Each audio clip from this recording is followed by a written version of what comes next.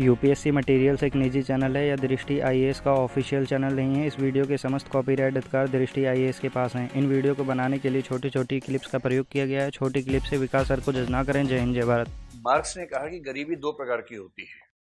मैंने कल हल्का सा जिक्र किया था।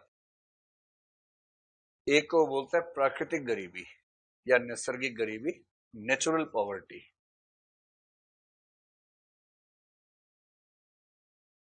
और दूसरी है कृत्रिम गरीबी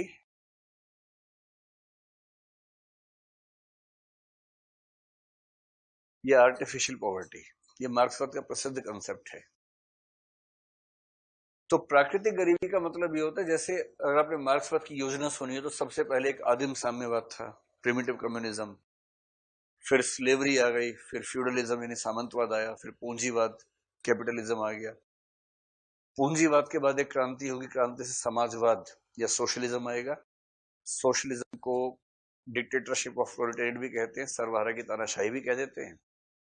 और समाजवाद के कुछ समय बाद धीरे धीरे राज्य खत्म हो जाएगा, तब साम्यवाद यानी कि कम्युनिज्म आएगा। ये उसकी एक पैटर्न है, इतिहास को लेके एक धारणा है। तो मजे की बात है कि सबसे पहले आदिम साम्यवाद था, अंत में साम्यवाद आएगा। प्रिमिटिव कम्युनिज्म से लेकर सारी यात्रा कम्युनिज्म तक की है। तो लोगों ने पूछा, भाई जब शुरू में था ही कम्युनिज्म तो उसमें और इसमें क्या अंतर है? मार्क्स ने कहा कि अंतर यह है कि प्रिमिटिव कम्युनिज्म में गरीबी थी। जब पूरा समाज गरीब है तो बटेगी भी तो गरीबी ही, तो सब गरीब थे। आप अनुमान कीजिए, भाई गरीबी का असली मतलब क्या हुआ कि जीवन कष्टपूर्ण है, यही तो मतलब हुआ गरीबी का। और क्या मतलब हुआ? आप कल्पना कीजिए कि आज से 5,000 10,000 साल पहले हमारे जो पूर्वज होंगे उनका जीवन कैसा रहा होगा। हम वैदिक काल से पीछे की बात कर रहे हैं, जब सभ्यता की शुरुआत ठीक से नहीं हो पाई थी, उस जमाने की बात कर रहे हैं। तो 10,000 साल पहले का जीवन कैसा होगा कि कबीलों में लोग रहते होंगे, सुरक्षा नाम की चीज नहीं होगी, ना कबीले में आपस में होगी सुरक्षा नाम की चीज, ना बाहर।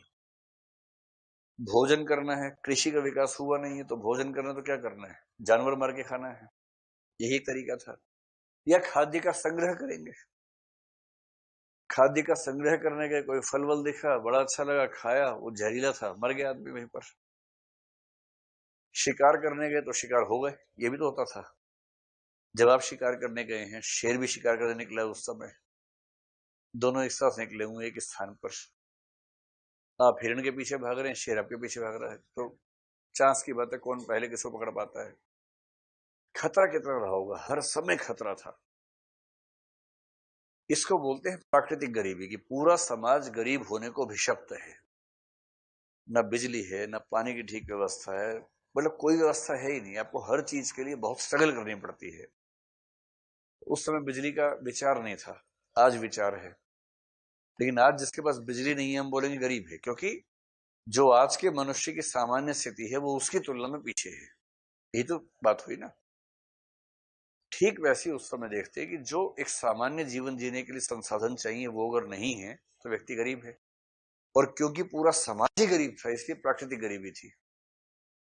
फिर धीरे धीरे क्या हुआ, उत्पादन बढ़ा, और उत्पादन इतना होने लगा कि यदि वो ठीक से बढ़ जाए तो पूरे समाज में कोई भी गरीब रहेगा नहीं। लेकिन यदि उत्पादन बहुत ज्यादा हो भी जाए, किंतु उसका वितरण ऐसा हो कि वो समता मूलक ना हो, कुछ व्यक्तियों के हाथ में केंद्रित हो, तो क्या होगा, एक अमीर समाज में भी गरीब लोग रह ही जाएंगे। और तब जब अकाल होगा, उस अकाल की वजह धरती है, उत्पादकता की कमी है, ये सब है, यह व्यवस्था है। व्यवस्था है। व्यवस्था कौन सी है? सामंतवादी है, पूंजीवादी है, वो व्यवस्था है। इसी को कहते हैं कि अकाल एक प्राकृतिक नहीं, सामाजिक या मानवीय अभिशाप है। और ये कंसेप्ट मार्क्सवाद का ही है। कभी मार्क्सवादी है तो कभी ऐसी बात ही करेगा। अकाल और उसके बाद में ऐसा कोई जिक्र मिलता तो नहीं है हमें जिससे ये पता लगे कि गरीबी क्यों पैदा हुई थी। आप एक बार 8 पंक्तियां दोहरा लीजिए मन में, कोई संकेत है तो बताइए मुझे। कई दिनों तक चूल्हा रोया, चक्की रही उदास। कई दिनों तक कानी कुतिया सोई उनके पास। कई दिनों तक लगी भीत पर छिपकलियों की गश्त। कई दिनों तक चूहों की भी हालत रही शिकस्त। कोई संकेत मिला इसमें आपको कि ये काल की वजह क्या है? अब गाने में खो गए। अरे प्रश्न मेरा सोचो भाई, प्रभु मैं आपसे जानना चाह रहा हूं कि इन 4 पंक्तियों में कोई ऐसा संकेत मिला कि प्राकृतिक है कि सामाजिक है? नहीं मिला।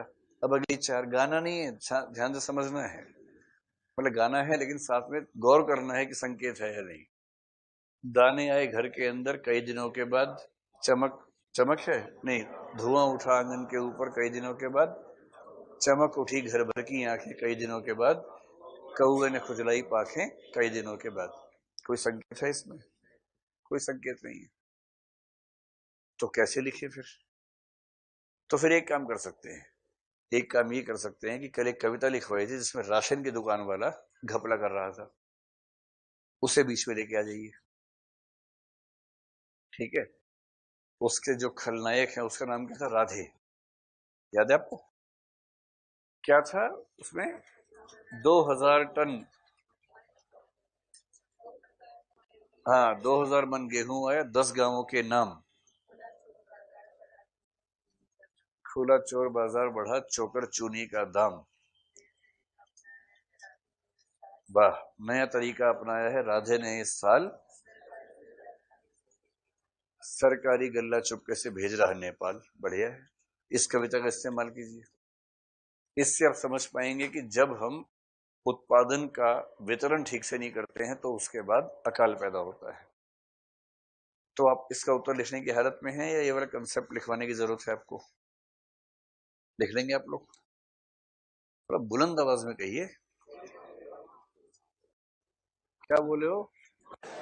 अच्छा 4 लाइन लिख लो, वरना जो आत्मा तड़पती है ना उसका लिख लीजिए, बड़ा ही हेडिंग।